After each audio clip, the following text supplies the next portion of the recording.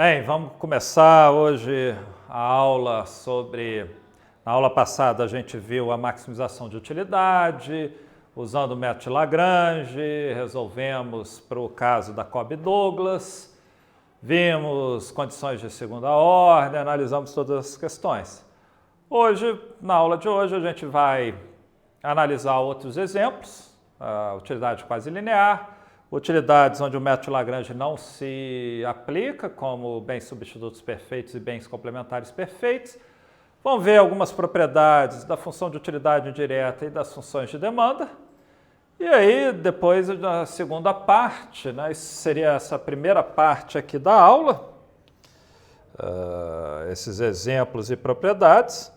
E aí, na segunda parte, a gente vai analisar com um pouco mais de cuidado a função de demanda. Vamos ver o que é uma curva de demanda inversa, entender a intuição dela e falar sobre uma aplicação interessante que recebe esse nome, isso que vocês podem encontrar no livro do Nicholson Snyder, Princípio do Lump Sum.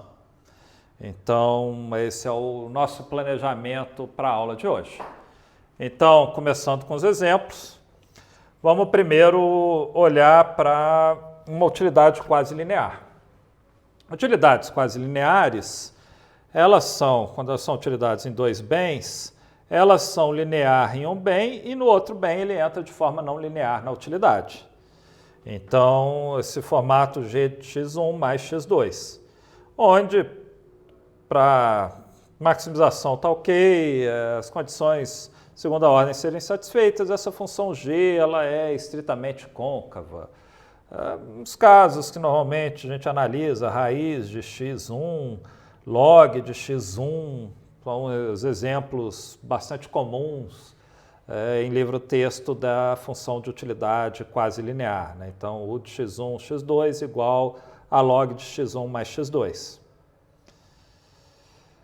Então, usando exatamente esse exemplo da log x1, x2, a gente quer maximizar a utilidade sujeita à restrição orçamentária. Como o bem 2 entra aqui de maneira linear, uma coisa que a gente pode fazer que ajuda a simplificar a análise do problema, a gente pode usar o método de Lagrange, montar o lagrangiano e resolver.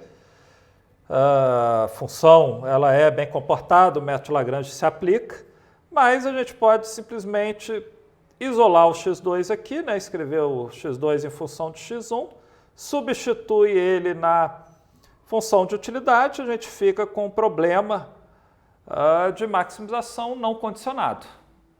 Então, isso simplifica bastante, onde a gente maximiza em x1. Né?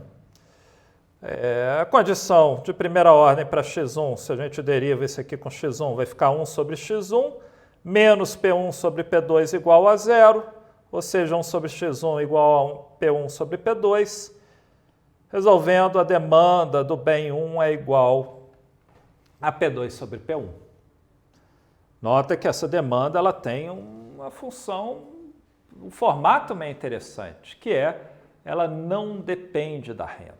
Então, e isso é comum, não é coincidência de ser log. Para qualquer utilidade quase linear, o bem que entra de modo não linear na utilidade, ele vai ter uma função de demanda que não depende da renda. A gente já vai, na verdade, ver que tem um porémzinho aí. Ou seja, se a renda aumenta, o que vai aumentar é o consumo do bem 2. Como é que a gente acha o consumo do bem 2? A gente viu que o bem 2 ele é dado dessa forma, substitui aqui a demanda do bem 1, né, que a gente acabou de encontrar, e aí a gente tem que a demanda do bem 2 vai ser igual, para essa função de utilidade, M sobre P2 menos 1. Então, nota que aumentos da renda vão aumentar o bem 2 e o bem 1 vai continuar sendo sempre consumido nessa mesma quantidade P2 sobre P1. E, de novo, se a gente resolvesse com raiz de x1 mais x2, a gente ia encontrar uma demanda para o bem 1 diferente dessa, mas também sem depender da renda. Ok? Tá, então a gente tem, escrever aqui, a demanda do bem 1, demanda marshalliana é igual a P2 sobre P1, a demanda marshalliana do bem 2 é igual a M sobre P2 menos 1.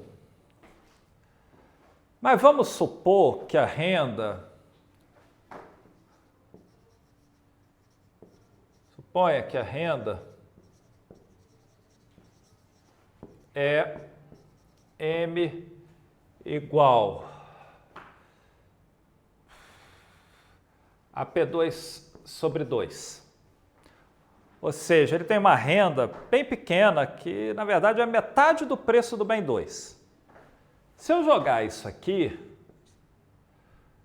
M igual a P2 sobre 2, o X2 estrela ele vai ficar P2 sobre 2 dividido por P2 menos 1, que fica igual a meio, né? Porque esse P2 corta com esse P2 menos 1, que fica igual a menos meio. Isso não pode acontecer. Você não pode consumir uma quantidade negativa do bem, né? Então, aí a gente precisa ser cuidadoso. Essa demanda ela vai ser válida se isso aqui for maior do que zero, maior ou igual a zero. Ou seja, no fundo, se M P2 menos 1 for maior do que zero, ou seja, M for maior do que P2. Se M for maior do que P2, as curvas de demanda, aí a gente coloca dessa forma, X1 é igual a P2 sobre P1, se M for maior do que P2, X2 é igual a MP2 menos 1, se M for maior do que P2, e aí é comum falar se a renda for grande o suficiente, a demanda do bem 1 não vai depender da renda, grande o suficiente nesse sentido dela ser maior do que P2. E se M for menor ou igual do que P2, nota que se eu botar aqui M igual a P2, fica 1 menos 1, fica 0. A demanda do bem 2 vai ser 0 e o consumidor ele vai consumir apenas o bem 1. Nota que se eu botei aqui com M P2 sobre 2, isso aqui daria negativo, bate na restrição de não negatividade. A rigor, a gente sempre precisa resolver essas maximizações, né, da utilidade, log de x1 mais x2 em x1, x2, né, aí sujeito à restrição orçamentária. E a rigor eu tenho que ter que, olha, a quantidade consumida do bem 1 não pode ser negativa, a quantidade consumida do bem 2 não pode ser negativa, né? E aí a gente usaria o método de Cantucker. Dá mais trabalho, tudo. Aqui eu não vou fazer isso. Se vocês fizerem usando o método de Cantucker, vocês vão encontrar exatamente aquilo ali. Mas, intuitivamente, é simples perceber que se a renda for muito pequena, pequena demais, nesse sentido desse exemplo ser menor do que P2, X2 seria negativo, então, a rigor, ele tem que ser igual a zero. E aí eu uso toda a minha renda para consumir o bem 1.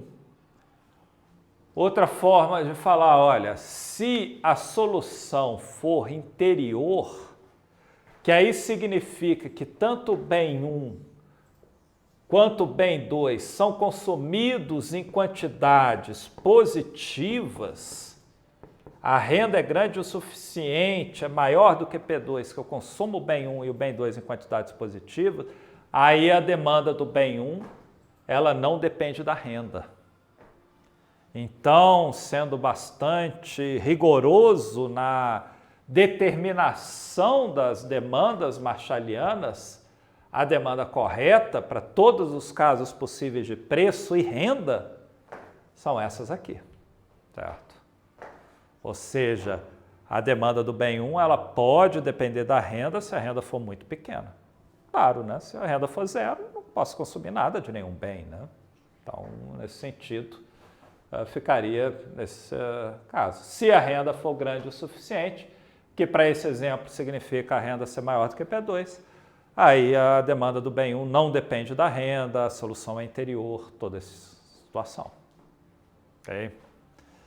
Então, aqui, exatamente essa explicação que eu coloquei, né? A gente vê que o custo para comprar a quantidade ótima do bem 1, colocando como ela sendo P2 sobre P1, é exatamente P2, né? Então, se a renda for menor do que P2, ele não conseguiria comprar essa quantidade ótima P2 sobre P1, e a gente percebe aqui também que a quantidade do bem 2 ficaria negativa, né? Que não pode ocorrer. E aí, essas são as demandas ótimas para o caso da utilidade quase linear, caracterizada para qualquer nível de renda, para qualquer nível de preços. Onde, de novo, o bem que entra de modo não linear na utilidade vai ter uma demanda, se a solução for interior, que não depende da renda. Uma característica importante que vai ter outras consequências importantes que a gente vai ver à frente. Por exemplo, a variação do excedente do consumidor vai ser uma medida exata de bem-estar, nesse caso, para variações no preço do bem 1 sobre a demanda do bem 1, todo esse tipo de coisa. As curvas de diferença de uma função de utilidade quase linear, elas são verticalmente paralelas. Isso significa que fazer o gráfico com as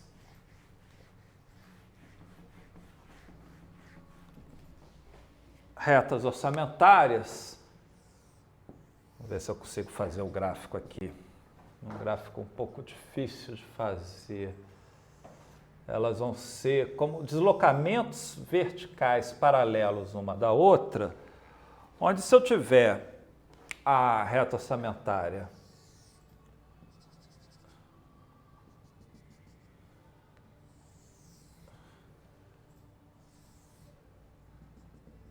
o desenho não fica muito bom, mas o que eu estou querendo passar aqui é que a partir de um determinado nível de renda, se eu mantiver a relação de preços constante, né, a inclinação da reta orçamentária continua a mesma, os aumentos de renda, o indivíduo ele vai continuar consumindo a mesma quantidade do bem 1 e aumenta no bem 2 a quantidade consumida.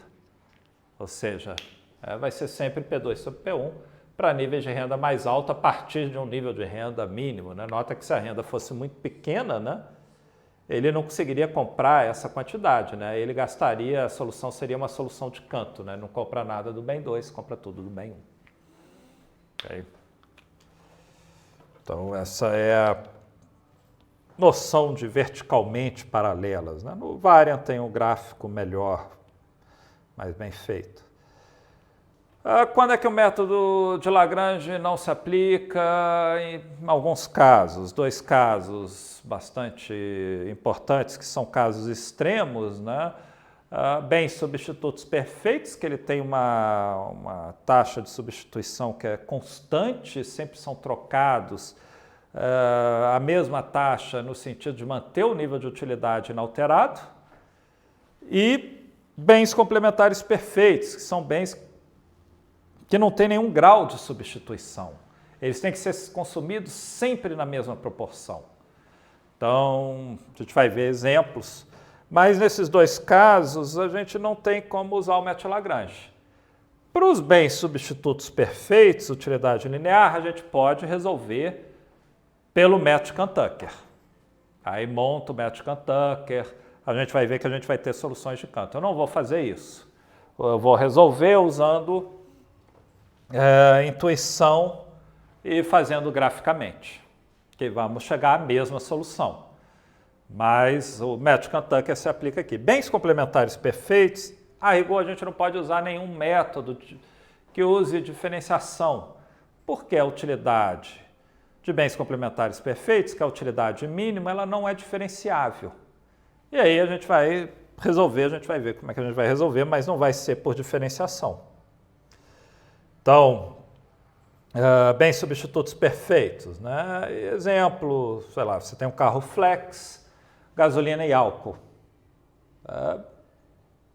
Se os dois tivessem o mesmo rendimento, dessem o mesmo desgaste no motor do carro, eles seriam substitutos perfeitos na taxa de 1 para 1, né? Então o A e o B aqui seriam 1, né? Na verdade, o álcool, você anda mais do que...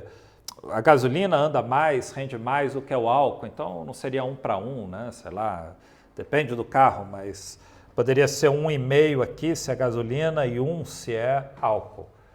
Mas você sabe que tem aquela...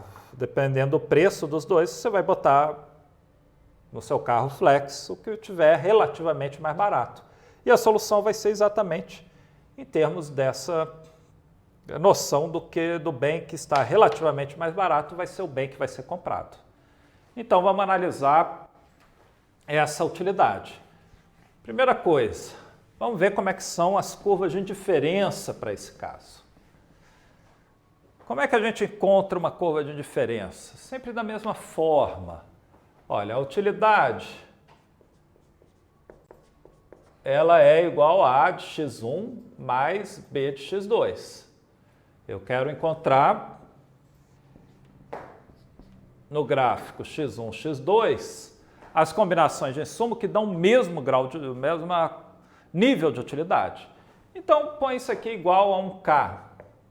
Às vezes é mais fácil para a pessoa, vamos botar igual ao valor 10 e põe um valor. Ora, isola o x2, põe o x1, o x2 em função de x1, isso aqui vai ficar K dividido por B menos A sobre Bx1, que é a equação de uma reta, né? Com inclinação A menos B, que corta, quando x1 igual a zero, corta em x2 igual a K sobre B. Quanto maior o K, né, o maior o nível de utilidade, essa reta ela vai se afastando da origem. E a inclinação dela é menos A sobre B. A taxa marginal de substituição é menos A sobre B, que é constante. Toda utilidade de bens substitutos perfeitos, ela tem a taxa marginal de substituição constante nesse sentido de que a taxa de troca dos bens para manter a utilidade inalterada é sempre na mesma proporção. Se A e B for igual a 1, vamos dizer que gasolina e álcool têm o mesmo rendimento, todo esse tipo de coisa, isso aqui fica igual a menos 1. Então, em termos, o carro, tanto faz se você põe 1 litro de gasolina ou 1 litro de álcool. Dá na mesma. A taxa de troca vai ser a mesma no sentido de manter o seu nível de bem-estar inalterado. Toda vez que se eu diminuo uma unidade do bem 1, independente da cesta que eu estou consumindo, se eu aumentar em uma unidade o bem 2, a minha utilidade fica inalterada. De novo, taxa marginal de substituição constante, que caracteriza essas utilidades de bens substitutos perfeitos. Aí, como é que fica a solução? Vamos continuar supondo isso aqui. A inclinação aqui é igual a menos 1. Ora, a gente tem uma reta orçamentária e vou colocar que o preço do bem 1 é igual a 2 vezes o preço do bem 2. A gasolina, que é o bem 1, é 2 vezes mais cara do que o álcool. A gente sabe, tem lá uma renda do consumidor, a gente sabe que a reta orçamentária, ela vai ficar assim, né? A relação menos P1 sobre P2 é igual a menos 2, né? Ela fica com uma inclinação igual a menos 2. Se eu quero encontrar o maior nível de utilidade para esse consumidor, que ainda tem uma cesta factível, né? Você vai afastando da origem, a gente percebe que a gente vai ter uma solução de canto, onde apenas o bem 2 vai ser comprado. E onde nessa solução, aqui a inclinação da taxa marginal de substituição é menos 1, a da relação de preços é igual a menos 2, não tem como igualar a taxa marginal de substituição à relação de preços nesse caso, né? Então fica, exatamente porque não tem como igualar, o indivíduo ele quer trocar o bem de 1 para 1, mas no mercado a troca do bem é 2, né? Uma unidade do bem 1 vale custa 2 unidades do bem 2, aí eu quero trocar o máximo de bem 2 por bem 1, até que eu chego no limite onde eu já não tenho mais como trocar, eu já não estou mais consumindo o bem 1, estou só consumindo o bem 2. Aí a gente vai para uma solução de canto. Então, para utilidade linear, na maioria dos casos, a solução vai ser de canto, onde x1, a demanda marshalliana do bem 1, função dos preços, e a demanda marshalliana do bem 2, em função dos preços, vai ser igual. Ora, eu consumo tudo do bem 1. Como a taxa de troca, assumindo aqui A igual a B igual a 1, né? É de 1 para 1, eu vou comprar somente o bem 1 quando ele for mais barato do que o bem 2, né? E não compro nada do bem 2. Se a gasolina e álcool tivessem o mesmo rendimento, se o preço do álcool tiver mais barato, o preço da gasolina estiver mais barato, eu ponho só gasolina. Agora, se a gasolina estiver mais cara do que o álcool, aí eu não ponho gasolina e completo o carro de álcool, que aí eu consigo botar M sobre P2, só de álcool. Então, nessa situação, a gente tem soluções de canto, onde coloca apenas um dos bens, ou compra apenas um dos bens. Agora, nota que aqui está faltando o caso onde o preço do bem 1 é igual ao preço do bem 2.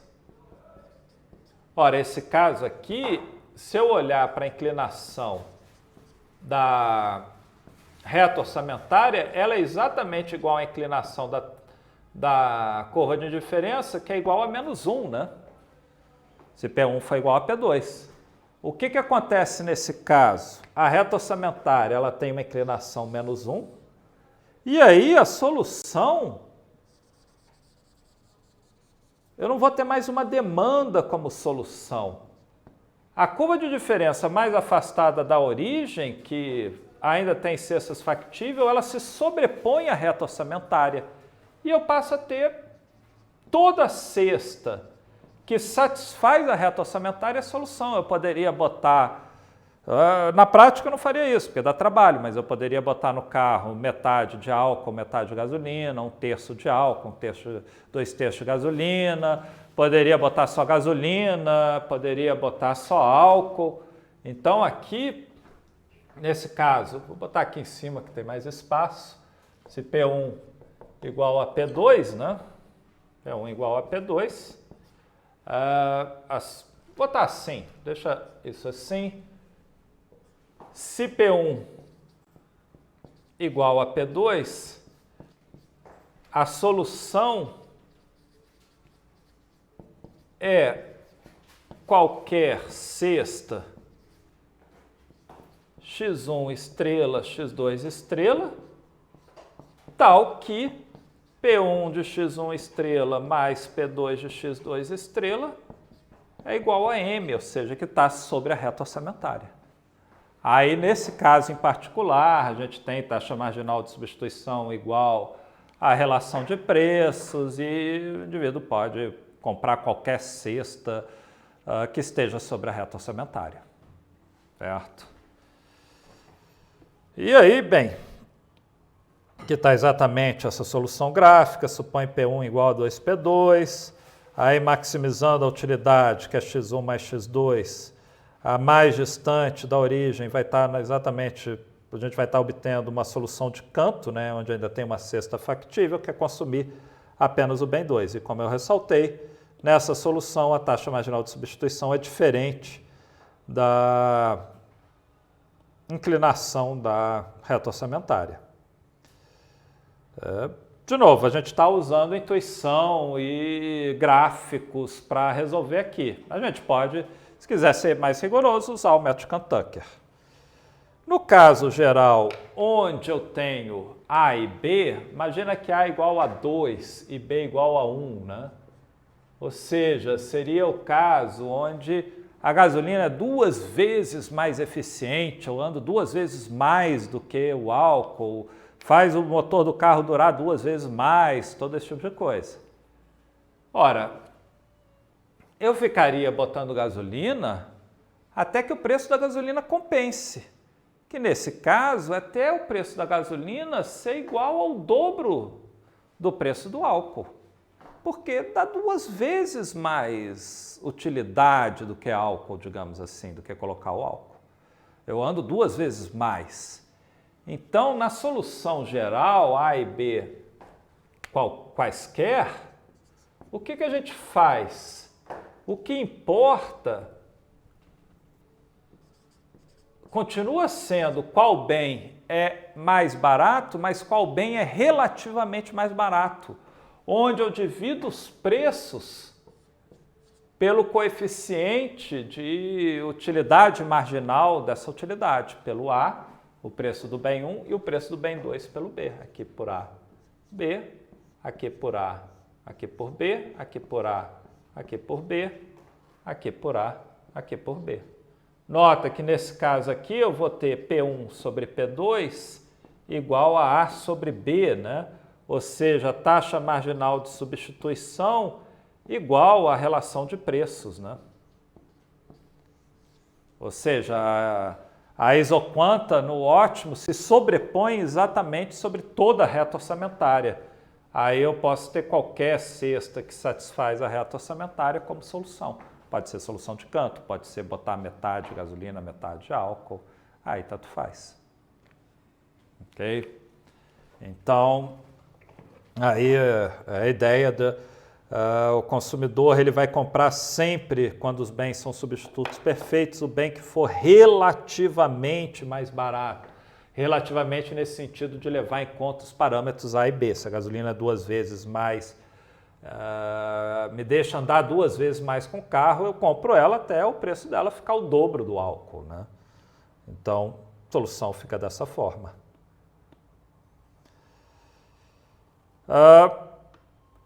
Dado que a gente tem essa solução, como é que a gente encontra a função de utilidade indireta? A função de utilidade indireta a gente encontra sempre substituindo a demanda ótima na função de utilidade. A gente viu, a função de utilidade é x1, x2 é igual a de x1 mais b de x2. Substituindo função de utilidade indireta, porque é função dos preços da renda, que não dão utilidade diretamente, mas dão de modo indireto, né? Então, aqui vai ficar igual. Ora, se P1 sobre A for menor do que P1 sobre B, né? O preço do bem 1 é relativamente mais barato que o preço do bem 2, eu vou colocar a demanda do bem 1 vai ser M sobre P1, a demanda do bem 2 vai ser 0, então aqui vai ficar A vezes M sobre P1, né? Mais B vezes 0, né? Então fica dessa forma. Agora, se P1 sobre A for maior do que P2 sobre B, né? Aí o bem 1 eu compro o 0 dele e compro apenas o bem 2. E aí a utilidade, botando x1 igual a 0 e aqui mais B vezes M sobre P2, fica dessa forma. Se for igual, os preços relativos forem iguais, a solução fica qualquer cesta que satisfaça a reta orçamentária e vai estar exatamente sobre a mesma curva de indiferença. Então, por exemplo, se eu pegar a solução de canto, onde coloca apenas o bem 1, ficaria a M de P1. Se colocasse apenas o bem 2, ficaria a M de P2, que vai ser o mesmo valor para qualquer outra cesta. Nota que aqui eu tenho P1 sobre A igual a P2 sobre B. Então, isso aqui, A sobre P1 vezes M é igual a B sobre P2 vezes M. Então, fica igual a isso aqui. E aí, o que acontece? A gente pode escrever isso de uma maneira simplificada como a renda dividido pelo mínimo de P1 sobre A, P2 sobre B. Se P1 sobre A for menor do que P2 sobre B, o mínimo fica P1 sobre A, que aí M dividido por P1 sobre A fica A, MP1. Se P2 sobre B for menor do que P1 sobre A, o mínimo fica isso. E aí fica M dividido por P2 sobre B, que fica B sobre M. B vezes M sobre P2. Se forem iguais, aí fica... Tanto fica isso, fica esse mesmo valor. Então, disso aqui a gente tira aqui para utilidade linear, que é até fica o contrário, né? A função de utilidade indireta dela, a gente pode escrever utilizando a função mínimo, né? Dessa maneira ali que a gente escreveu. Essa é a utilidade máxima que o indivíduo vai alcançar quando a renda dele for M, os preços P1 e P2, os coeficientes A e B que estão na utilidade. Então, de novo, a gente pode, aqui seria exatamente encontrando a função de utilidade indireta, né, escrevendo ela dessa forma condensada, onde, de novo, a gente resolveu aí usando intuição, gráficos, mas poderia ter resolvido pelo método de Cantucker. Para ressaltar mais uma vez, essa utilidade mostra que, em geral, podem existir casos em que a solução é tal que a taxa marginal de substituição é diferente da relação de preços, a inclinação da reta orçamentária. Nessa situação, quando isso ocorrer, a gente vai ter uma solução de canto, porque o indivíduo ele vai estar querendo trocar um bem pelo outro numa taxa que nunca vai se igualar à taxa de mercado, e eu vou trocando mais e mais até que bateu no canto, não tem como consumir mais um bem, porque consumir menos outro bem, porque eu já estou consumindo zero dele, né? Então, quando essa coisa acontece, é porque a gente vai ter uma solução de canto. E também, por causa disso aqui, eu não tenho exatamente uma função de demanda nesse caso.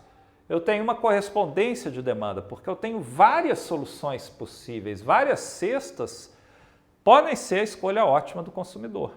Que quando eu tenho uma utilidade bem comportada, a gente sabe que a solução vai ser única, né? Eu tenho uma função de demanda mesmo. Então, é um exemplo de uma utilidade que é uma utilidade extrema, no sentido de assumir que os bens são substitutos perfeitos, sempre podem ser trocados à mesma taxa, de modo a manter a utilidade inalterada, e que leva a essa situação, né?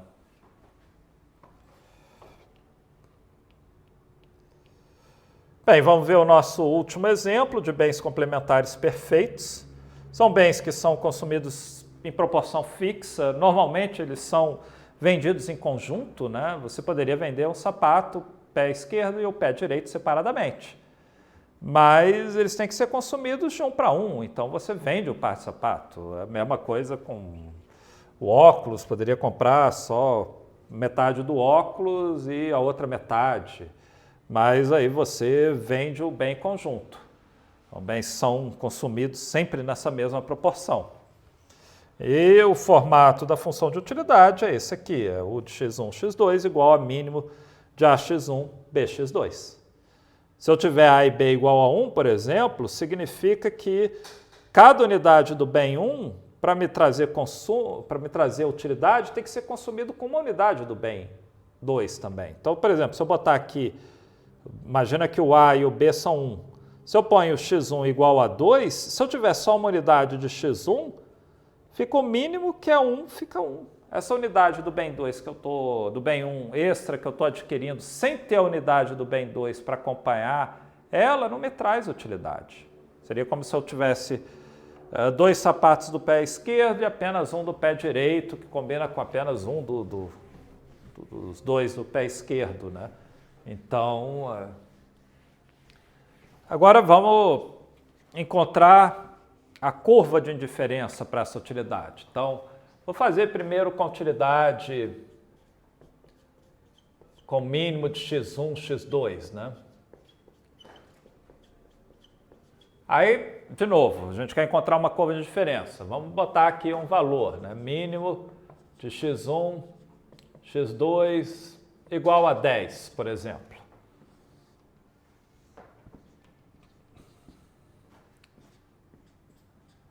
Nota que se eu tiver aqui 10 e 10, o mínimo fica 10, né? Então, no ponto aqui, 10 unidades de x1 com 10 unidades de x2, fica 10. Então, essa sexta 10, 10 está nessa curva de diferença. Se eu mantiver o x1 fixo em 10 e aumentar a quantidade de x2, se é maior ou igual que 10, o mínimo continua 10. Então, nota que toda essa semi-reta aqui que sai da sexta 10, 10 e eu mantenho a quantidade do bem 1 fixa em 10 e vou aumentando a quantidade do bem 2, me dá ainda a utilidade igual a 10. De modo análogo, se eu fixar o bem 2 em 10 unidades e aumentar a quantidade do bem 1, o mínimo fica 10. Então, se eu for aumentando a quantidade do bem 1 em 11, mais com bem 2 fixo em 10, vai ficando assim. E essa é a curva de indiferença de uma utilidade de bens complementares perfeitos. Ela tem esse formato em L. Nota que se eu fizesse com 20, né? Aí ficaria também a mesma coisa, né? A sexta 20, 20 me dá essa utilidade, e aí fica assim. E a utilidade vai aumentando à medida que eu me afasto da origem. E aí, como é que fica a solução nesse caso? A gente não tem como usar nenhum método com diferenciação, porque essa utilidade não é diferenciável. Mas a gente percebe que não faz sentido, por exemplo, o indivíduo consumir aqui, né? Ele está comprando 10 unidades do bem 1 e está comprando, sei lá, 15 unidades do bem 2, onde esse excesso de 5 unidades ele está gastando à toa. Então, a solução ela vai ser sempre nas quinas. Isso é muito fácil de ver, porque qualquer que seja a reta orçamentária que a gente tenha, pode ser mais inclinada, menos inclinada, a solução ela vai estar, se eu faço, igualo aqui os argumentos, para não ter desperdício, x2 igual a x1, né? Então, na reta x2 igual a x1, eu vou ter sempre a curva de diferença, perdão, assim. E a solução vai estar sempre nessa quina com x2 igual a x1. A relação ótima que deve ser usada dos insumos é igualando os argumentos da função mínima. Aí, para encontrar a demanda, eu lembro que P1 de x1, que essas quantidades ótimas, tem que satisfazer a reta orçamentária. Aí substitui, né? O x2 é igual a x1, então P1 de x1 mais P2 de x1 é igual a M. x1, que é igual a x2, né? As demandas marshallianas, vai ser M sobre P1 mais P2. Essa é a demanda ótima dos dois bens. Elas vão ser iguais e, dado por isso, onde a gente encontrou usando a reta orçamentária. No caso geral, se essa complementaridade entre os bens não for de 1 para 1, imagina que você toma café e com uma xícara de café você põe exatamente 3 colheres de açúcar e você está medindo o café por xícara, colher, açúcar por colher. Então aí seria uma relação de uma xícara para 3 colheres, né? De 1 para 3. Então, no caso geral, onde eu tenho que a utilidade é igual a mínimo aí de AX1, BX2, né? O que a gente faz? Continua igualando A de x1 igual a B de x2, para não ter desperdício. Eu vou encontrar que x2 tem que ser igual a A sobre BX1. Graficamente,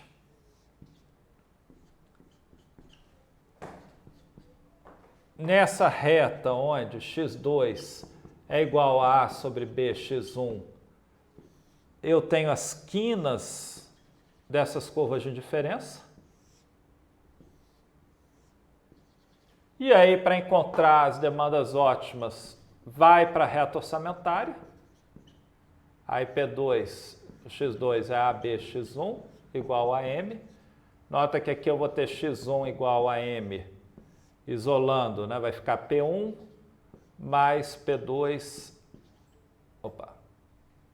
A P2B. Se eu quiser multiplicar isso aqui por B e dividir por B, né, para eliminar esse B, isso aqui fica B, M, B de P1 mais A de P2, né? E aí, isso aqui é a demanda marshalliana do bem 1. A do bem 2 vai ser igual a A sobre B vezes, aí botando essa aqui, né, igual a B, M, B de P1 mais A de P2. Nota que isso aqui eu corto com esse, fica igual a MB de P1 mais A de P2, né? Então fica dessa forma, né? Aqui é a demanda ótima do bem 2, aqui é a demanda ótima do bem 1.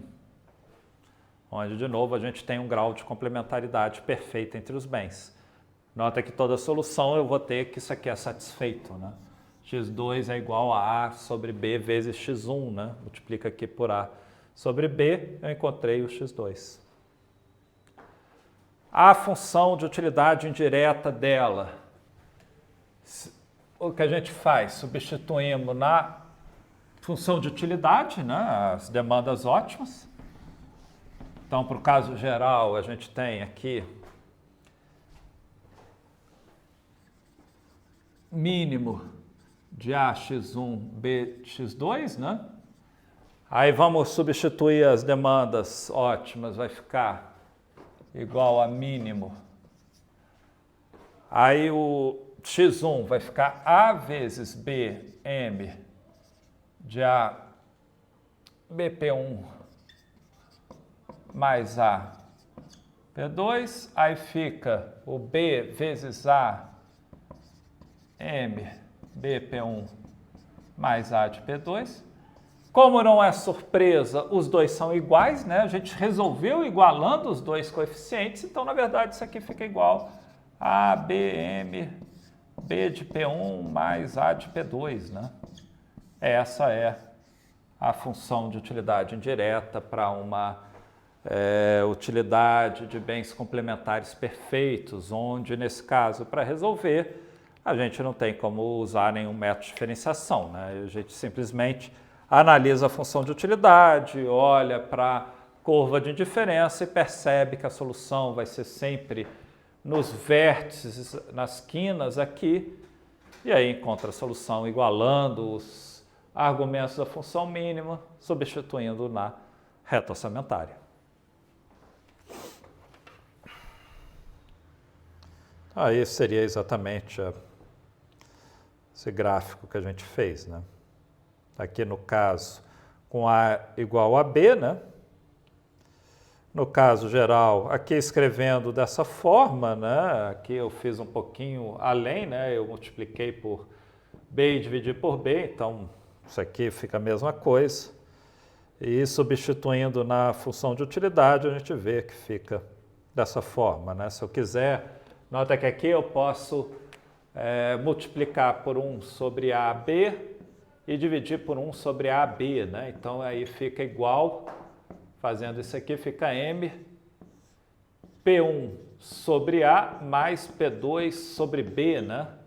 Porque esse B cancela com esse B aqui, fica P1 sobre A, esse A cancela com A aqui, fica P1 sobre B, né? Então posso escrever dessa maneira, né?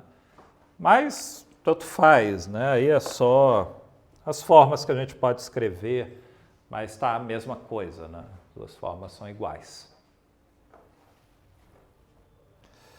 Bem, esses são os exemplos que a gente vai ver. A gente viu o exemplo da quase linear, que, de novo, é uma utilidade bem comportada, poderíamos ter resolvido por Lagrange, mas fazendo a substituição fica mais simples. Vimos a característica importante dela, que um dos bens não depende da renda quando a solução é interior. E vimos dois casos extremos, no sentido que os bens são substitutos perfeitos, e no outro, os bens são complementares perfeitos. Eles têm que ser consumidos sempre na mesma proporção. Bem, agora vamos falar sobre propriedades da função de utilidade indireta, das funções de demanda que a gente obteve. Primeiro, olhando para a função de utilidade indireta, né? A gente viu que ele me diz o máximo de utilidade que o indivíduo alcança, dada a reta orçamentária. Ou seja, a gente obtém ela, na prática, substituindo na função de utilidade as funções de demanda que a gente encontrou no problema que a gente resolveu, como a gente fez aqui nesses casos, né? E aí, bem, como a utilidade ela vem das preferências e é uma teoria completamente ordinal, o valor que a gente obtém na utilidade indireta, né, aqui no V de P1, P2M, né? Vamos imaginar que A igual a B, P1 igual a 1, P2 igual a 1 e M igual a 200. Aí, nesse caso aqui, a utilidade, o valor da utilidade indireta vai ficar 200 dividido por 1 mais 1, botar A igual a B igual a 1, né? Que fica igual a 100. Mas esse valor, por si só, ele não tem nenhum significado econômico, é 100 utis, se eu pudesse medir a utilidade, né, como 100 watts de uma lâmpada. Se a gente fizesse uma transformação crescente, elevasse essa função ao quadrado, aí ficaria 100 elevado ao quadrado. Mas o ponto útil dela, que eu já até mencionei, é que, por exemplo, o que acontece com a utilidade se o bem 2 aumentar o preço? A gente sabe que a utilidade vai cair e a renda aumentou também em 50%, foi para 300. Ixi, um efeito vai numa direção, o outro na outra, né? O preço aumentar vai diminuir a utilidade, mas a renda aumentar aumenta a utilidade. E no líquido o consumidor está melhor ou pior? Se eu jogo esses valores aqui, vou botar aqui como barra para diferenciar, na função de utilidade indireta, nota que isso aqui vai ficar 300, 1 mais 2 fica igual a 100. Então, eu posso dizer que essa mudança não alterou o bem-estar do indivíduo, ele continua com o mesmo bem-estar. O preço do bem 2 ter dobrado, mas a renda ter aumentado em 50%, no fundo, para esse indivíduo com essa função de utilidade, ele fica com o mesmo bem-estar que ele tinha antes dessa mudança de preço e renda. Então, uma vez fixada a utilidade, esse tipo de comparação, de eu ver se for igual, ele está com o mesmo nível de bem-estar, se fosse maior, ele teria aumentado o nível de bem-estar, se fosse menor, ele teria piorado o nível de bem-estar, a gente pode usar a função de utilidade indireta para fazer esse tipo de inferência. Qualquer transformação crescente que eu fizesse, esse número aqui sendo menor do que esse, ele aumentaria, mas esse aqui continuaria maior do que ele, porque é a mesma transformação crescente. Então, não mudaria a relação de ordinalidade, ela permanece a mesma. Então, nesse sentido, isso é bom. E um exercício interessante, importante fazer, é se a gente resolve o problema de maximização da utilidade para essas 3 versões da Cobb-Douglas, a gente vai perceber que uma é uma transformação crescente da outra, as 3 vão gerar as mesmas funções de demanda, só que são essas aqui, só que as utilidades indiretas, elas vão ser exatamente a transformação crescente da outra que foi usada, a transformação crescente na utilidade. Como essa aqui, para a terceira, né, é o log da primeira, nota que a função de utilidade indireta da terceira é exatamente o log da utilidade indireta da primeira. Então, vale, é lógico, porque se a utilidade indireta vem da função de utilidade somente substituindo a demanda, a utilidade indireta, se eu faço a transformação na utilidade, vai ser a mesma que antes, só que com a mesma transformação crescente feita, que que é o que isso aqui mostra. Mas se eu mantenho a mesma utilidade indireta, que operação posso fazer? De bem-estar, né? Mudança de bem-estar. Que é isso aqui, né? Fixada a utilidade indireta. Se tem duas situações de preço e renda e a gente verifica que na primeira situação a utilidade indireta é maior do que na segunda, a gente pode dizer que na primeira situação o indivíduo está melhor. Nesse caso aqui, nessas duas situações, a gente pode dizer que o indivíduo está com o mesmo nível de bem-estar.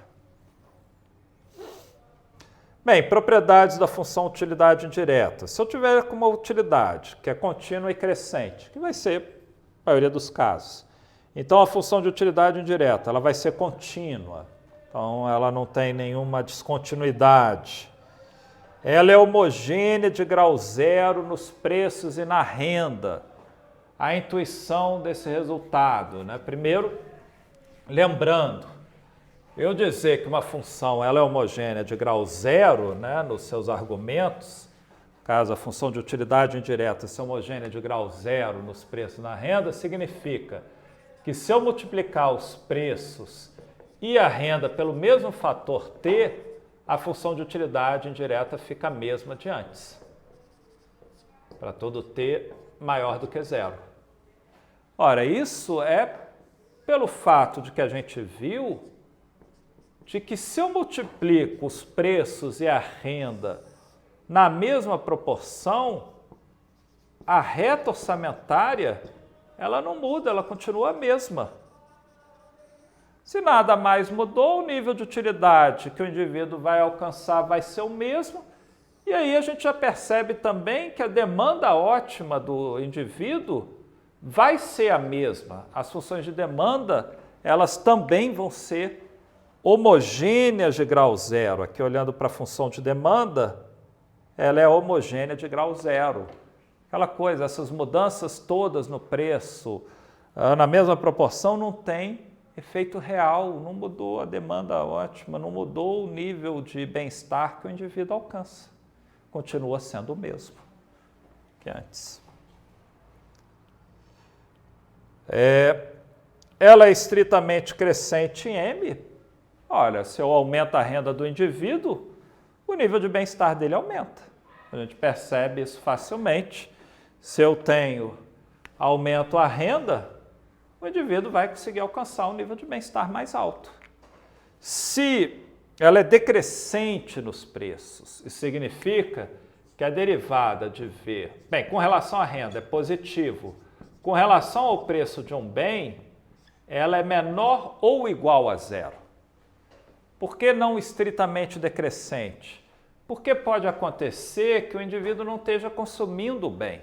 Se ele não está consumindo o bem, o preço dele aumentar, vai continuar fazendo com que ele não consuma e ele vai continuar tendo o mesmo bem-estar. Lembra da nossa utilidade linear, né? Se eu estou numa situação onde eu só estou consumindo o bem 1, o bem 2, perdão, onde aqui o consumo é e zero do bem 1, né? Estou nessa cesta. Se o preço do bem 2 aumenta, eu vou continuar consumindo isso aqui, o bem 1, perdão, aumenta, que é o bem que não é consumido, né? Vou continuar consumindo o zero do bem 1, meu consumo do bem 2 não vai mudar, porque a renda e o preço do bem 2 a gente mantém inalterados, e o bem-estar continua o mesmo. Então, por isso que ela é decrescente nos preços, né? Agora, se o indivíduo estiver consumindo o bem, né, o aumento do preço vai diminuir a utilidade, aí aqui ficaria menor do que zero, se o bem for consumido, né? Quase convexa nos preços e na renda, aqui é uma propriedade que toda função de utilidade indireta ela vai satisfazer, dependente de qual seja o formato da função de utilidade, desde que ela seja contínua e crescente, e que está ligada à ideia dos agentes mudarem de comportamento quando os preços, a renda muda, no sentido de que o indivíduo ele sempre vai tentar, se por exemplo os preços, a renda muda, não na mesma proporção, ele sempre vai tentar rearranjar o consumo dos bens de maneira a conseguir o máximo de utilidade.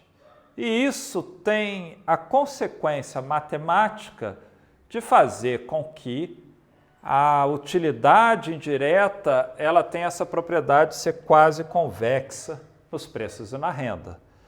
Na nota de aula, eu desenvolvo isso melhor. Fica como leitura fazer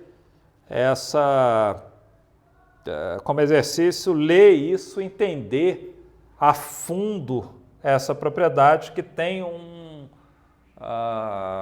do ponto de vista matemático, é isso, ela é quase convexa nos preços e na renda, mas tem um conteúdo econômico importante por detrás dessa propriedade, que é os agentes reagem a mudanças no ambiente que estão, se isso for possível, né?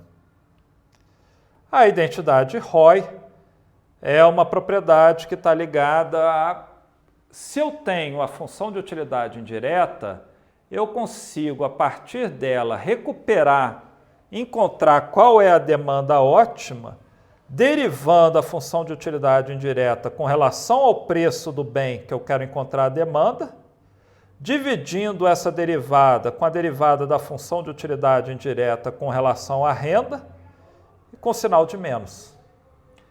Isso também, dei uma olhada na nota de aula. Na nota de aula isso está derivada, essa propriedade, eu não vou fazer isso aqui, mas eu mostro a validade dessa utilidade, dessa propriedade, que é consequência de um resultado que é chamado teorema do envelope, onde, de novo, é uma forma da gente recuperar a função de demanda a partir da função de utilidade indireta. Se a gente tem, por exemplo, vou pegar a Cobb-Douglas.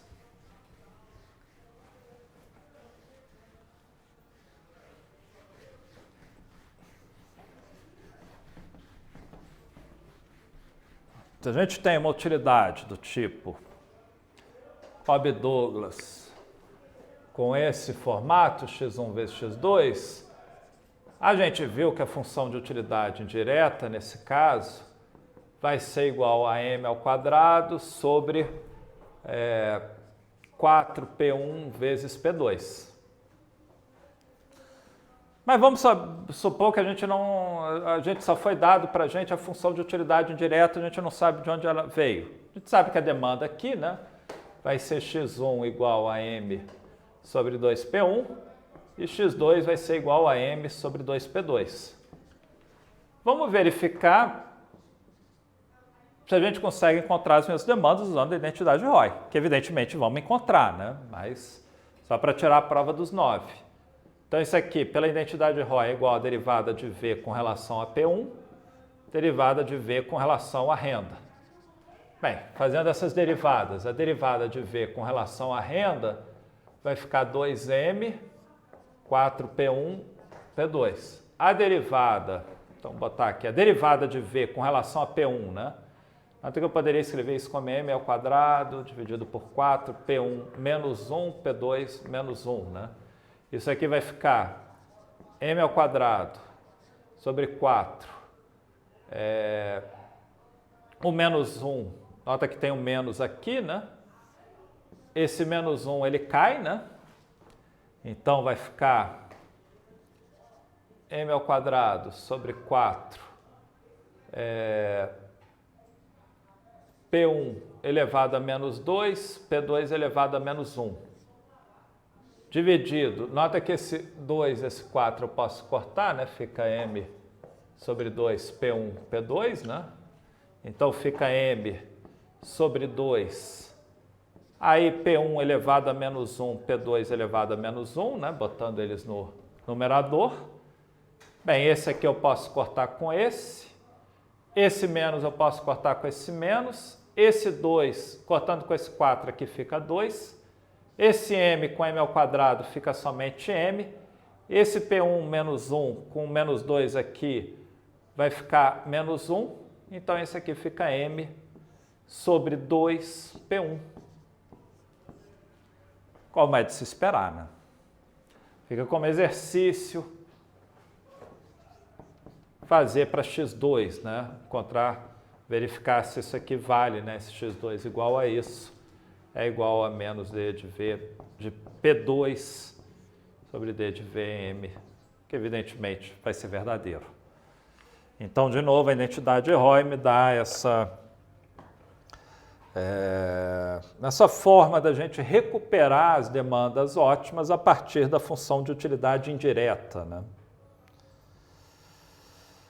Bem, aquilo que eu falei, as funções de demanda também são homogêneas de grau zero nos preços e na renda, né? Mudar todos os preços e a renda na mesma proporção não tem efeito real, né? O indivíduo vai continuar consumindo a mesma quantidade dos bens que consumia, assumindo todo o resto não ter mudado, e vai obter o mesmo nível de bem-estar que ele obtinha antes, né? Utilidade ser crescente na renda, né? Isso que a gente viu, né? Quanto maior a renda, maior o nível de bem-estar. Decrescente nos preços, porque pode até ser que algum preço aumente, o bem-estar não aumente, não diminua, porque não está consumindo o bem. Se estiver consumindo o bem, se um preço aumenta, o nível de bem-estar ele diminui, né? Aí a quase convexidade matematicamente significa que a função V satisfaz essa propriedade.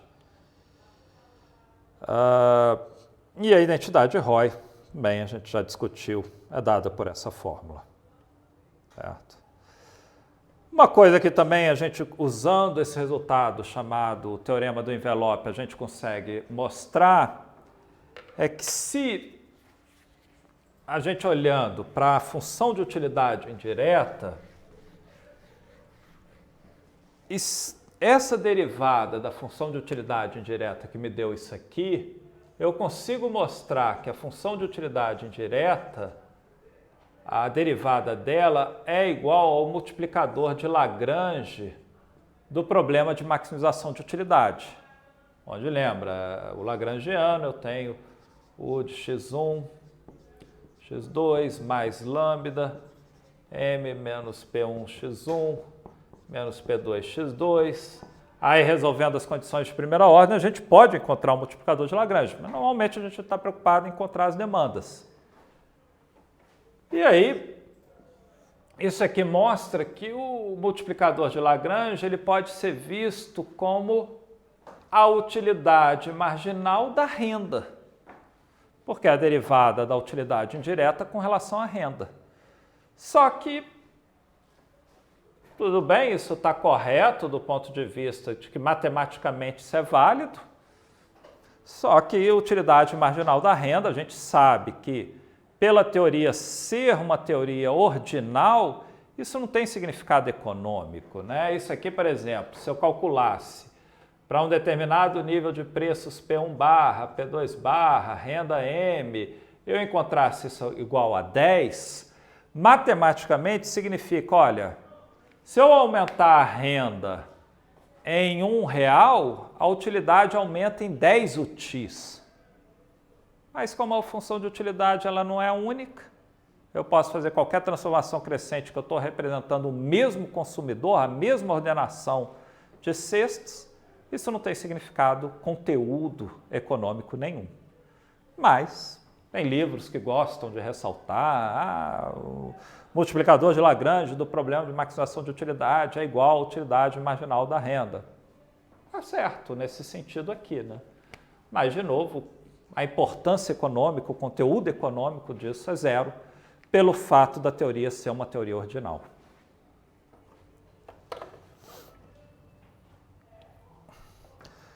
Bem, a curva de demanda. Quando a gente resolveu, por exemplo, as demandas ótimas da Cobb-Douglas, a gente encontrou isso, né? X1, função dos preços, né, e da renda, é igual a M sobre 2P1, né? Se eu tenho a utilidade do tipo Leontief, né, de bens complementares perfeitos, a gente viu que X1 é igual a M sobre P1 mais P2.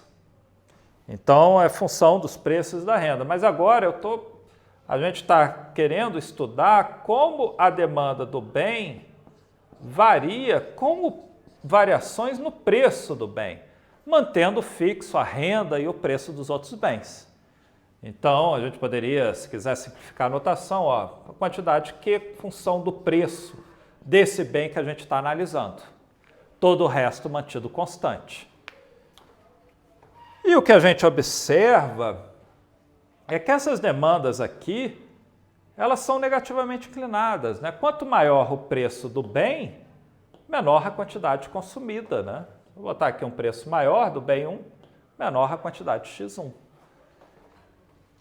E aí, a lei da demanda, ela diz que para qualquer bem ou serviço, a lei da demanda afirma que se consome mais quando o preço diminui ou que se consome menos quando o preço aumenta, né? Ou seja, a relação entre quantidade demandada e preço do bem é negativa. Maior o preço, menor o consumo.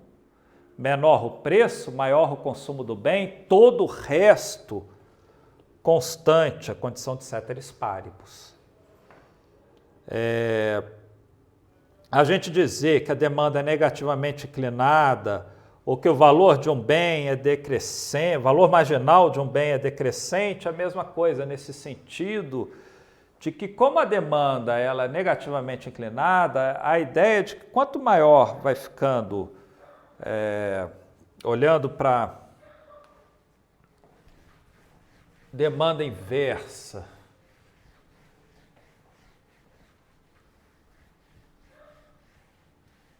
bem, deixa eu explicar a demanda inversa, que aí vai ficar mais fácil de entender esse valor marginal do bem decrescente. O que acontece? Podem ter exceções à lei da demanda. Os bens que satisfazem a lei da demanda são os bens comuns. O termo até é bem... ele cai muito bem aqui porque é o que é comum de acontecer. As exceções são os bens de Giffen. Os bens de Giffen é exatamente um bem que, se o preço aumentar, o consumo do bem aumenta. Todo o resto constante, inalterado. Que é uma coisa muito rara de acontecer. Na prática, a gente nunca vê bens de Giffen. O exemplo de livro-texto que é dado é as batatas na Irlanda, na Grande Fome da Irlanda, em 1800, nos anos... acho que 20 ou 30 de 1800, que o que acontecia? Como era uma população extremamente pobre, você não tinha quase nenhuma comida lá, era muito baseada em batata, que era um produto barato. Aí você pode comprar um pouco de carne, tinha outros bens, mas que eram muito mais caros. Aí quando aumentava o preço da batata, o que acontecia? Sobrava menos dinheiro para poder comprar uma carne, alguma coisa, e aí você tinha que basear a sua alimentação mais ainda em batata. E aí, essa é a tradicional explicação de livro-texto de que por que batata seria, na Irlanda, né, seria um bem de Giffen. Existe um artigo do Rosen, Sharon Rosen, de 1999, está na lista, está citado, que mostra que, chama de paradoxo da batata, que mostra que mesmo o caso da batata na Irlanda é meio controverso você achar que é um bem de Giffen. Então, a maioria dos bens, quase a totalidade dos bens que a gente trabalha na prática, são bens comuns. Mas a teoria não exclui a possibilidade de existir um bem de Giffen. Essa teoria que a gente está analisando, essa modelagem, ela permite poder ocorrer um bem cujo preço, se o preço aumentar, a demanda desse bem aumenta, todo o resto constante. Então, na prática não existe, mas teoricamente pode existir, né? Então, curva de demanda é uma função da quantidade em função do preço, negativamente inclinada, né? Pode ser uma reta, nesses exemplos aqui vai ser uma curva, né? Não vai ser uma reta. Aí depende da utilidade, da demanda que a gente está encontrando, né? A condição mantendo todo o resto, ela é fundamental. Vários exemplos de supostos bens de Giffen são, na verdade, exemplos onde, quando você analisa com mais cuidado, você vê que alguma outra coisa além do preço mudou. Um exemplo que eu gosto de colocar são bens de luxo. Imagina você tem a Rolex. A Rolex produz um relógio, que é um relógio bastante caro. Tudo bem, o material que ela usa, e tem relógio de ouro, então... Mas vamos dizer que a Rolex, ela pega e faz um relógio de boa qualidade, que ela vende bastante caro, por 20 mil reais, mas o custo de produção desse relógio não é caro. E aí ela resolve, não, em vez de vender por 20 mil, eu vou vender por 2 mil reais, baixar muito o preço. E aí você percebe que a quantidade comprada, a demanda desse relógio cai. Mas a qualidade dele é a mesma. Mas tudo indica que é uma violação da lei da demanda. Só que o que acontece? Muitos desses bens são chamados bens de status. A pessoa compra para ter um status. Eu comprando um relógio de 20 mil reais, eu tenho um relógio que pouca gente vai ter. Somente gente do meu nível econômico muito alto vai ter. E eu sinalizo isso. A partir do momento que o relógio passa a ter um preço muito menor, ele perde essa característica de status, de sinalizar o status. E aí isso poderia fazer com que as pessoas não comprem mais ele para fazer essa sinalização. Ou seja, mudou uma característica do bem. O bem antes ele era visto como um bem de status, agora não é mais percebido dessa maneira pelos consumidores. E aí, em vez de você comprar o Rolex, você vai comprar um outro relógio caro, um Montblanc, sei lá, um desses relógios de marca. Então, nesse sentido, isso acontece muito com bens de luxo, que às vezes a empresa ela diminui o preço, tenta lançar uma linha mais barata e acaba vendendo menos. Por isso que várias marcas de luxo, elas, ao invés do Rolex vender um Rolex barato, a mesma empresa é dona da Swatch. Não sei se é o caso, acho que não é o caso aqui, mas acontece muito. É aí onde ela vende um relógio barato, a mesma firma, só que com outra marca. Qualidade boa, tudo, mas outra marca. Para exatamente continuar mantendo a marca Rolex como uma marca de status. Então, normalmente, a maioria dos casos que podem parecer bens de Giffen, na verdade, alguma outra coisa mudou além do preço do bem. Né? No caso que eu dei, é a percepção do consumidor de usar o bem como não só para ver horas, mas como sinalizar o status dele. Perdeu essa qualidade, então é outro bem agora. Por isso a demanda caiu. Bem, existem duas formas de se interpretar a curva de demanda. A forma que a gente viu aqui, a forma tradicional de quantidade em função do preço. Quanto maior o preço num bem comum, a quantidade diminui. Dado o preço, a gente obtém a quantidade demandada. Só que a gente pode inverter essa relação e colocar o preço como função da quantidade. E aí eu faço um gráfico onde eu tenho o preço em função da quantidade. E aí, nesse caso, dada a quantidade, a gente observa o valor marginal de mais uma unidade do bem para o consumidor. Como assim? Imagina que aqui é o primeiro bem. Ora, olhando para a curva de demanda inversa dessa forma, isso quer dizer que o indivíduo ele estaria disposto a pagar essa primeira unidade o preço P1/. Só que para a segunda unidade consumida, por ele já ter consumido uma unidade, ele estaria disposto a pagar um preço P1 chapéu menor do que P1/. Então, essa valoração que o indivíduo vai dando para as unidades marginais, as unidades a mais que ele vai consumindo, vai caindo. Por isso, essa frase aqui, que eu tinha falado da utilidade, a demanda ser negativamente inclinada, ou dizer que o valor marginal de um bem ele é decrescente, a mesma coisa, é nessa interpretação da curva de demanda inversa, onde eu coloco o preço em função de x1, e à medida que a quantidade vai aumentando, o indivíduo estaria disposto a pagar menos, ou estaria valorando, né, dando como valor para essa nova unidade, essa unidade na margem, dado que eu estou consumindo 3 unidades, eu estaria disposto a pagar pela 4ª unidade um preço menor do que eu paguei pelas unidades inframarginais, pelas unidades que eu consumi antes de consumir a 4ª unidade. Então, nesse sentido, demanda negativamente inclinada ou o valor marginal de um bem ser decrescente capturam a mesma ideia.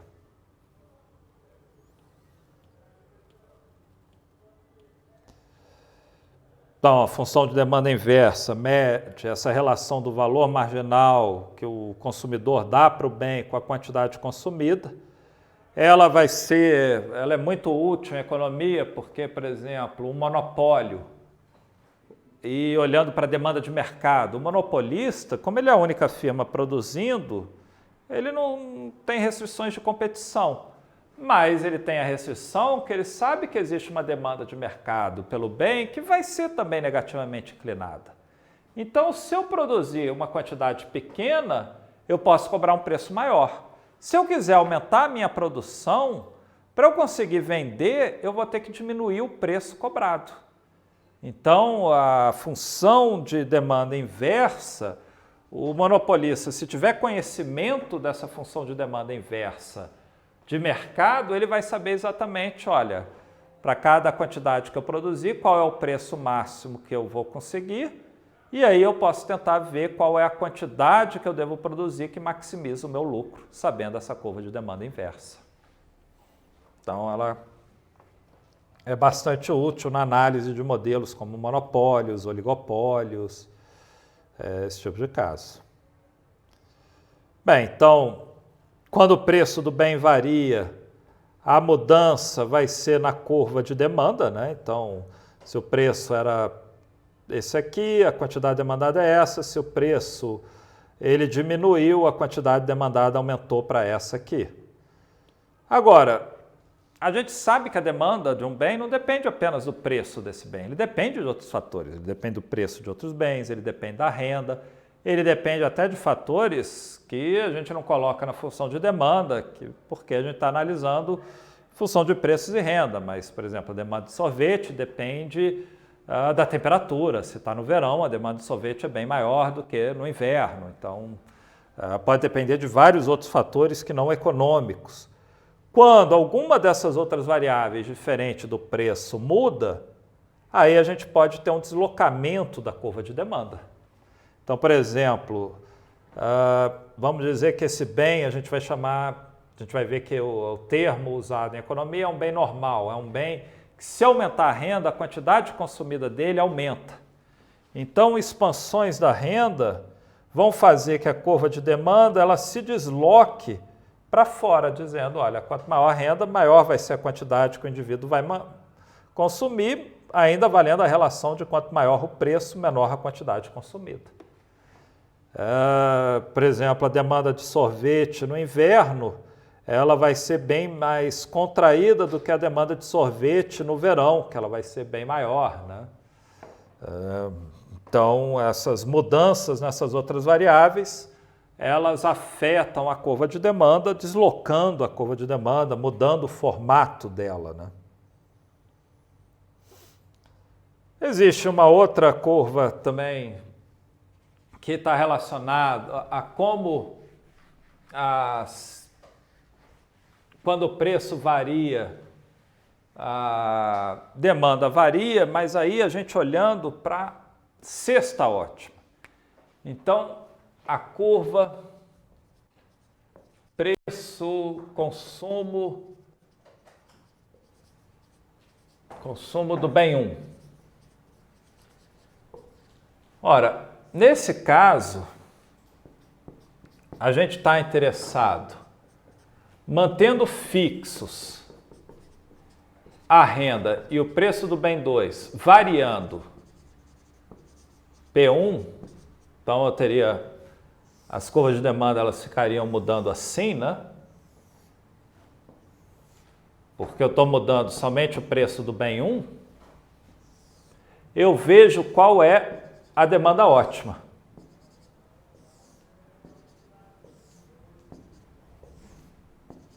E se eu ligo todos esses pontos da demanda ótima, eu tenho essa curva preço-consumo do bem 1. Ou seja, ela me mostra exatamente a cesta ótima consumida.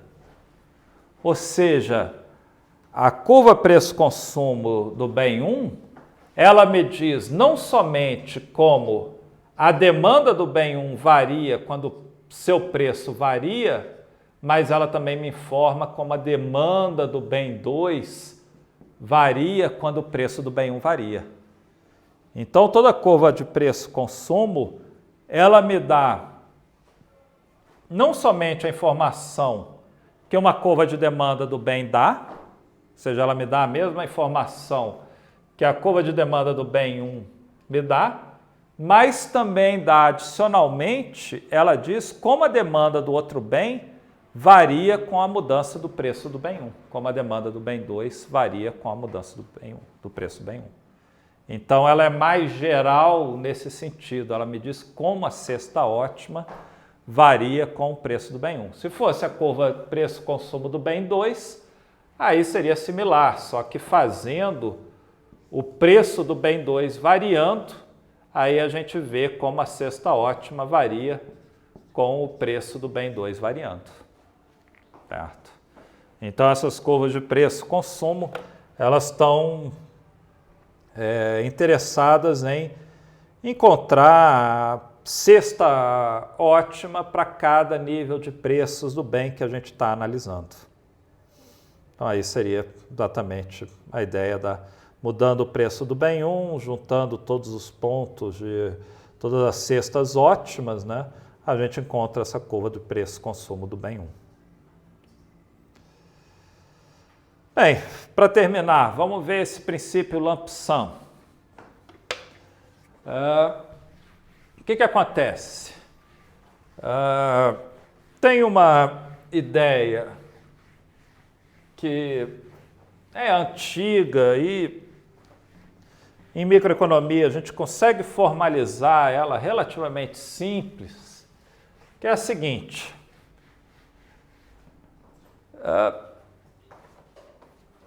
Em termos de, por exemplo, no Brasil, há anos atrás existiam vários programas de você subsidiar o consumo de certos bens, visando principalmente a população carente. Então, o Vale Gás, onde aí você recebia Vale Gás ou comprava gás a desconto. Na época do presidente Sarney, tinha também negócio de leite. Então, aí você subsidiava o preço de determinados bens. O princípio lump sum, que ele afirma é que, em vez de você subsidiar o preço de um determinado bem, é melhor você dar uma renda equivalente, no sentido de ser o custo do programa subsidiando ou o custo do programa da renda é o mesmo, mas o indivíduo vai estar melhor recebendo a renda do que tendo o subsídio do bem.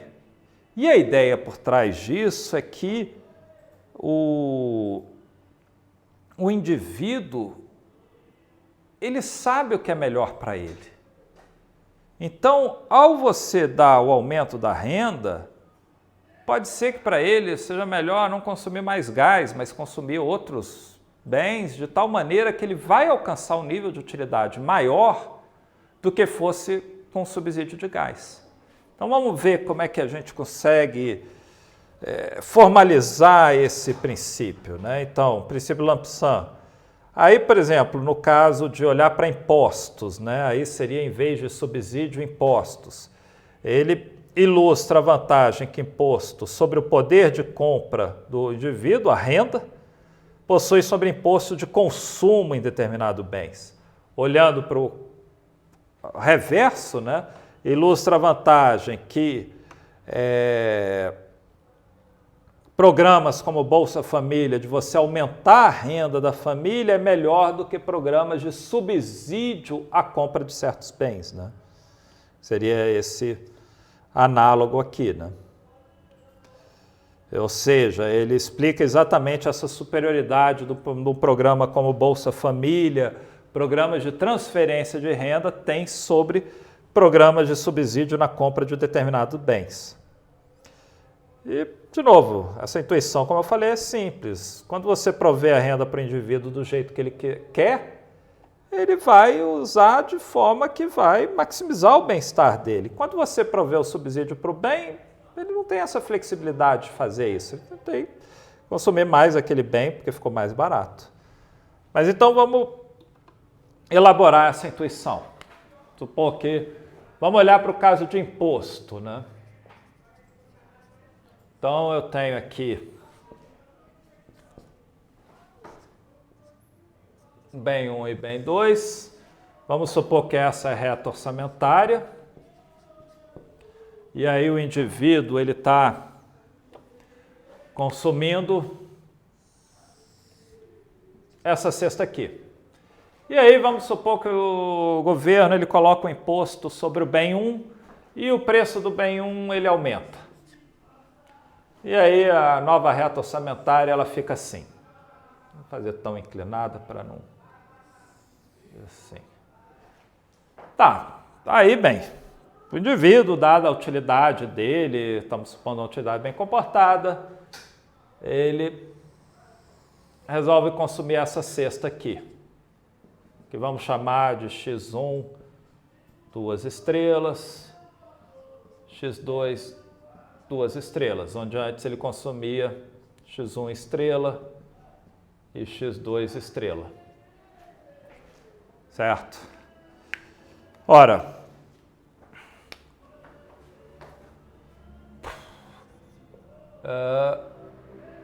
qual vai ser a arrecadação do governo, né? Ora, o P1 agora ele passou para P1 mais T. Vamos botar como se fosse um imposto num valor fixo, né, por unidade consumida. Essa arrecadação do governo é dada pela quantidade que o indivíduo está consumindo agora do bem, né, x2 barra, vezes T, que é o quanto o governo arrecada por unidade consumida. Se eu faço, e o indivíduo ele inicialmente estava com essa reta orçamentária, onde ele podia, aí a escolha ótima dele era x1 estrela, x2 estrela, aí ele passa para reta orçamentária com esse P1 chapéu, que é essa aqui de baixo, né? E aí aqui ele consome x1, 2 estrelas, x2, 2 estrelas, né? E vamos supor que o governo, ao invés de colocar um imposto sobre o consumo do bem 1, ele resolva retirar da renda esse valor aqui, que é o que ele arrecadaria com imposto sobre o consumo do bem 1. Ou seja, aí como é que ficaria a reta do consumidor? Ficaria com esse M chapéu, isso aqui é o M chapéu, né? Que eu vou botar aqui é M menos T de x1, 2 estrelas, dessa forma, certo? Ora, o que acontece? Então, a inclinação da reta orçamentária volta a ser essa aqui, né? Que é o menos P1 sobre P2. Mas a gente diminuiu a renda, né? Então, seria como se eu chegasse aqui, deslocasse ela paralelamente para trás. Mas, nota que se eu reescrever aquilo lá como P1, x1, menos, passa o t vezes x1, 2 estrelas, mais P2, x2, igual a m, aí eu posso botar assim, P1. Aí deixa dessa forma.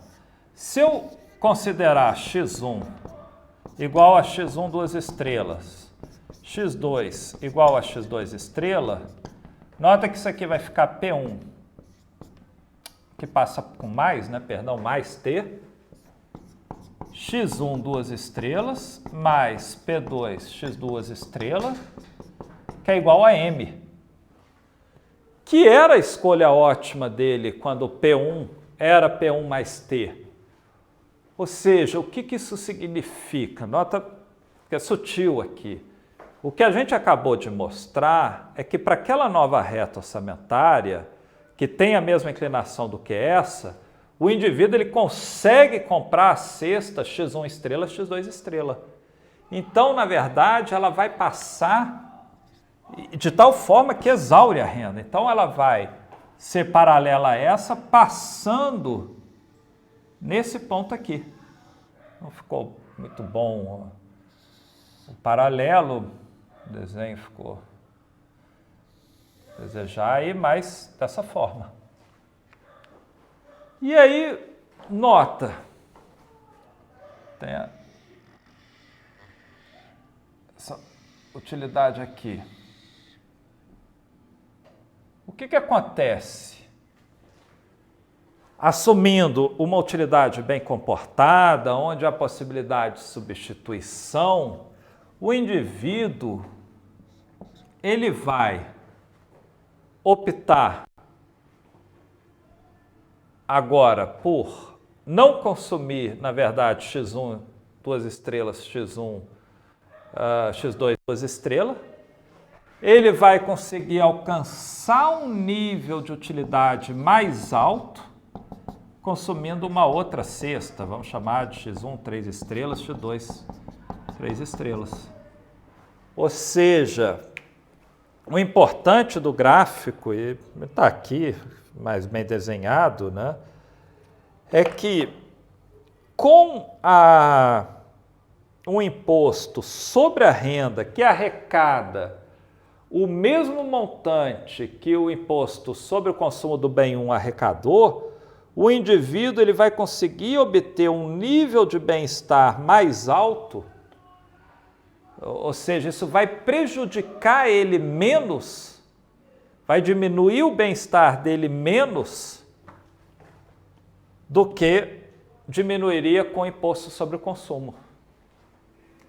Teoria de taxação ótima leva muito em conta esse tipo de coisa, de, às vezes, dependendo da situação e das hipóteses, pode ser melhor taxar todos os bens com a mesma alíquota. Mas aí entra num monte de coisa que, evidentemente, não é para um curso de teoria de taxação. Mas mostrando que nesse modelo simples, o imposto sobre a renda seria melhor do que o imposto sobre o consumo do bem. De maneira análoga, a gente consegue fazer isso, está como exercício na nota de aula, a gente consegue fazer esses mesmos gráficos e mostrar a mesma coisa, só que aí fica um análogo revertido, ao invés de subsidiar o consumo de um bem, o indivíduo ele estaria melhor se o governo repassasse esse custo que está tendo com subsídio, aumentar a renda do indivíduo por esse custo. O indivíduo ele vai alcançar um nível de bem-estar melhor. Então, esse princípio lump sum, ele exatamente é a ideia de que, olha, é melhor eu dar um aumento na renda, e o lump sum estaria se referindo a isso, fazer um acréscimo na renda, de aumentar ela para um lump sum, né? Uma soma fixa ali, ele vai melhorar o bem-estar do indivíduo do que eu fazendo subsídios para gás, para todo esse tipo de coisa. Certo?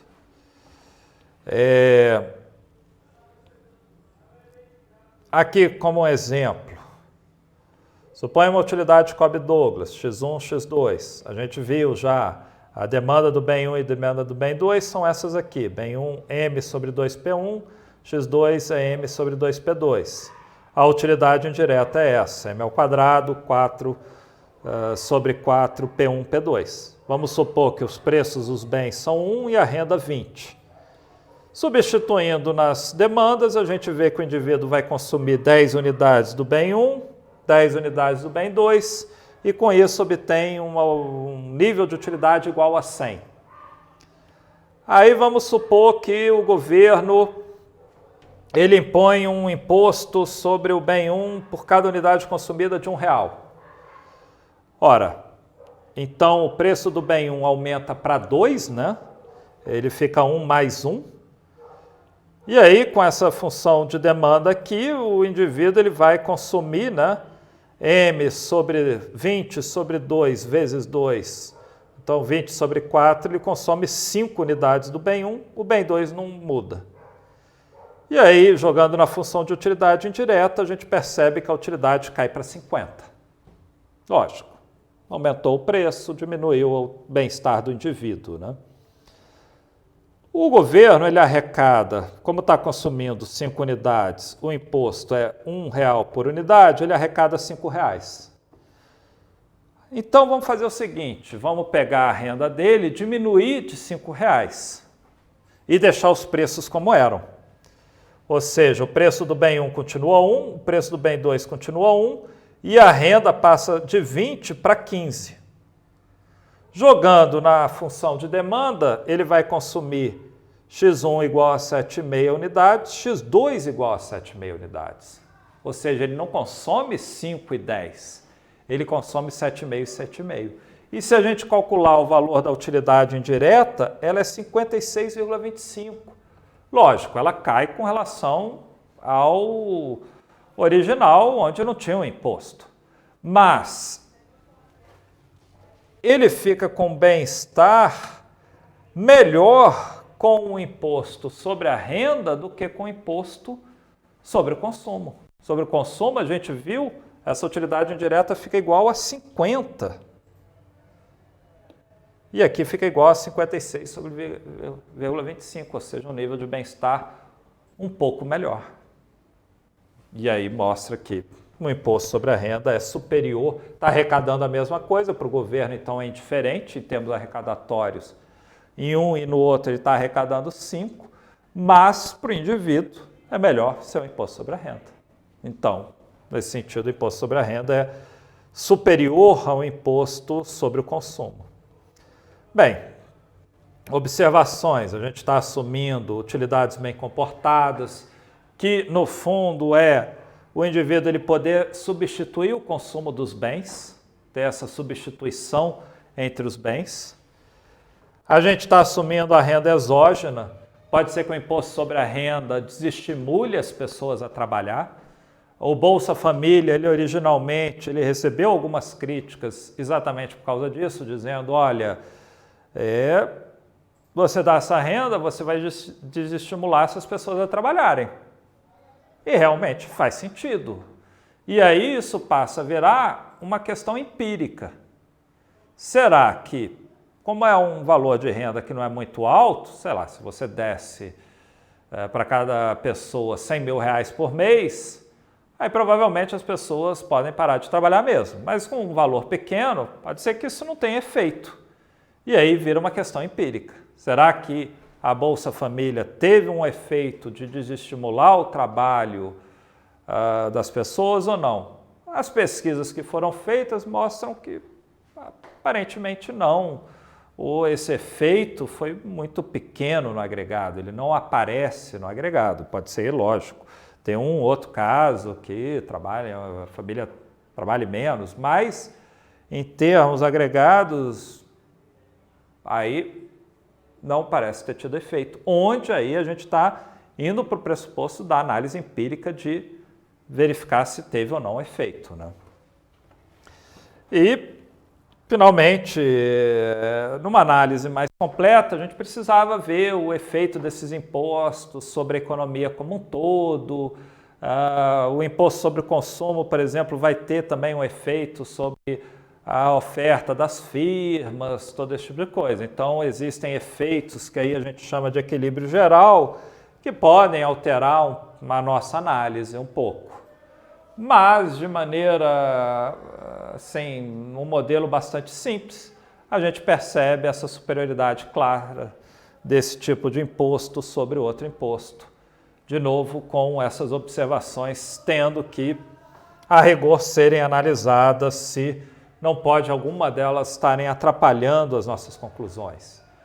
Uma outra conclusão também que acontece nesses casos, às vezes, é que você dá o dinheiro, pode ser que não seja bem gasto pelas pessoas. E aí a gente já vai para uma coisa um pouco paternalista, que é sempre difícil em economia. Mas existem uns estudos interessantes, tem um estudo famoso na África do Sul. Na África do Sul, logo quando acabou o apartheid, eles instituíram uma pensão universal para toda a população, onde isso teve um efeito gigantesco sobre a população negra, que não recebia nada. Os idosos negros não recebiam ajuda nenhuma do governo. E, de repente, passaram a ter. E uma coisa que um grupo de economistas mostrou é que,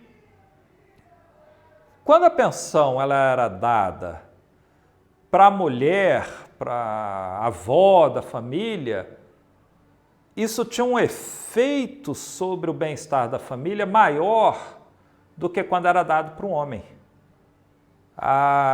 Digamos assim, a avó talvez fosse, seria o termo mais adequado, mas cabe aqui, seria mais generosa no sentido de ajudar os netos, comprar material escolar para os netos, todo esse tipo de coisa, enquanto que um homem não. Um homem gastava dinheiro com ele, usava, tem até evidência anedótica, sei lá, gastava mais com jogo ou bebida. E não.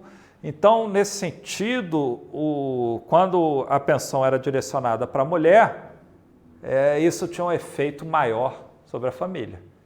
E existem outros estudos que mostram que você dá mãe solteira e aí você dá uma ajuda, isso tem um efeito benéfico sobre as crianças. Então, política pública ela vai muito nessa direção, de analisar,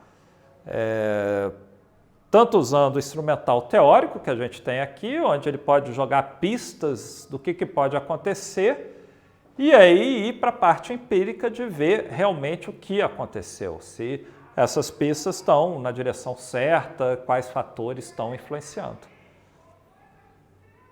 Bem, por hoje é isso, nossa aula é essa, tem os exercícios, são importantes fazer, os exercícios que eu coloquei, e com isso a gente conclui essa parte de teoria do consumidor, resolver os exemplos, ver as propriedades, tudo isso. Na próxima aula a gente vai falar sobre elasticidade, ver esse conceito, que é um conceito fundamental para economia, e aí vamos continuar entrando mais e mais em aspectos da teoria do consumidor, elasticidades, depois bem-estar, toda essa parte. Então, por hoje, é isso aí.